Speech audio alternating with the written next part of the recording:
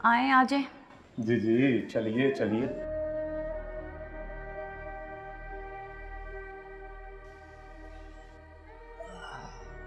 और राहिला जी, क्या हालचाल? आप तो भूल भाल ही गई हैं।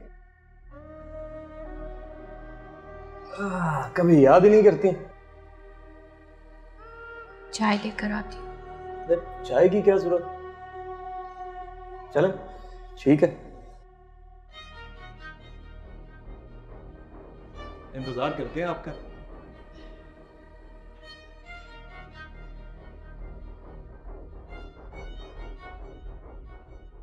माफ कर दिया तो इसका मतलब है कि शादी भी मुझसे ही करेगी। कितना मजा आएगा ना राहिला के साथ शादी का, जिस्मानी ताल्लुक का। राहिला।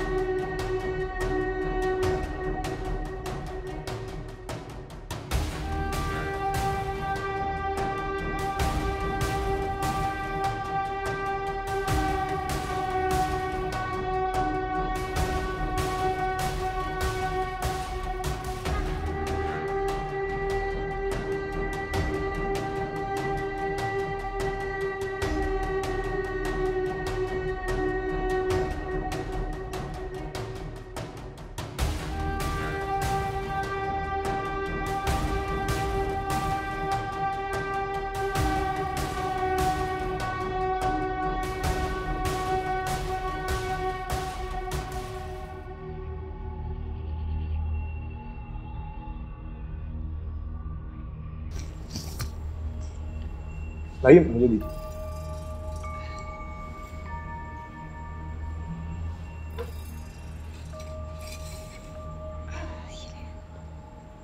मुझे थाने में इस पुलिस ऑफिसर ने बता दिया था कि आपने मुझे माफ कर दिया। पहले तो मुझे अपने कानों पर यकीन ही नहीं हुआ। पता है रात कितनी बेचैनी में गुजरी। फिर इसीलिए अपनी बेचैनी का हल निकालने के लिए अरे सीधा आपके पास चला आया। और क्यों ना आपकी जुबान से सुन लूं।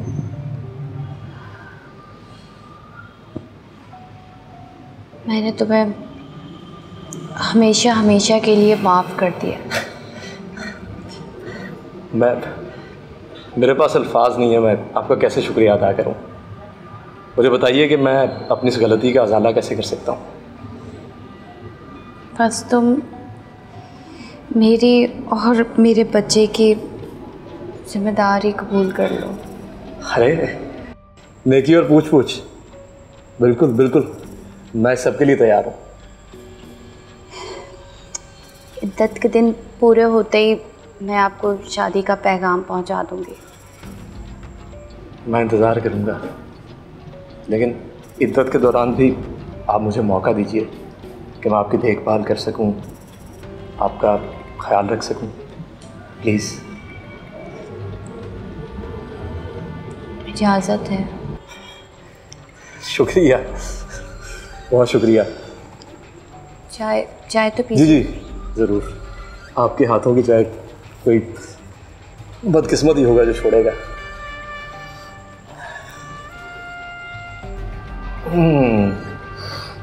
बहुत ज़बरदस्त। मीठा थोड़ा ज़्यादा है लेकिन अच्छी है।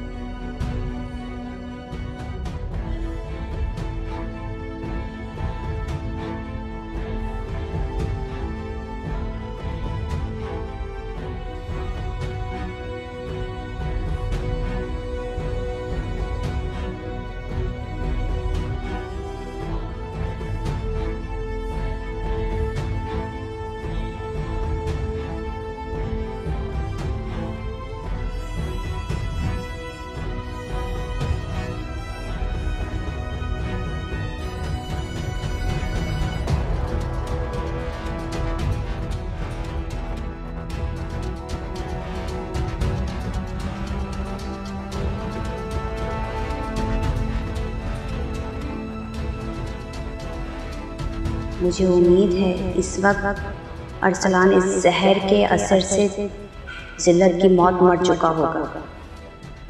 तुमने कैसे सोचा कि मैं अपने शौहर के कातिल को माफ कर दूंगी और फिर तुमसे शादी कर लूंगी? मुझे पता था इतने बड़े जुर्म का सबूत फराहम करने के बाद तुम्हें सजाए मौत नहीं बल्कि उम्र कैद की सजा होगी। क्या पता ये उम्र कैद भी किसी बासर शख्स की वजह से ख़त्म हो जाती। तभी मैंने माफ़ करने का नाटक किया ताकि मैं अपने शौहर के कातिल को उसकी सज़ा दे सकूं। मुझे अपने शौहर के कातिल को अपने हाथों से मारने के लिए इससे बेहतर तरीका कोई समझ नहीं आया। उम्मीद है अब तक तुम जहन्नुम वासिल हो चुके होगे। तेरे जैसे लोगों का यही अंजाम होना चाहिए। अब मैं अकेली नहीं, मेरे पेट में मेरे शौहर की निशानी पल रही है। मैं इसके सहारे अपनी सारी जिंदगी गुजार दूंगी। अब मुझे अल्लाह के अलावा किसी के सहारे की ज़रूरत नहीं है। यही मेरी ज़िंदगी का मज़ा है।